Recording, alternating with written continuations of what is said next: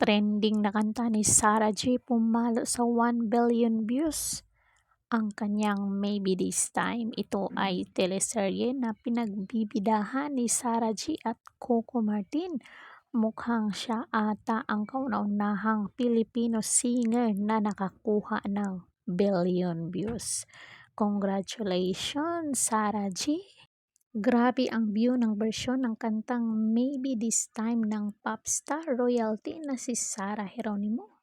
Say ng netizen, Sarah Geronimo 1 billion views, Maybe This Time fever, Sarah G lang ang sakalam. Hindi na talaga tayo lulubayan talaga ng Maybe This Time na 2. Grabe na. Iba talaga ang himig ng boses mo, nakakatayo ng balahibo. I love Lodi Sarah, ganda pakinggan ng boses mo talaga. Galing naman ni Idol, ang hinhin, pero pag nasa stage, halimaw, saad ng mga netizen.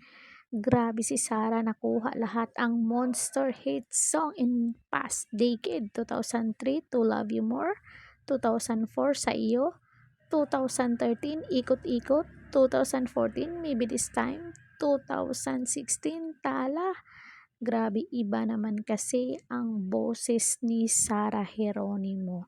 So, anong sa inyo dito mga marites? Comment down kayo dyan kung sino ang fans ni Sarah dyan.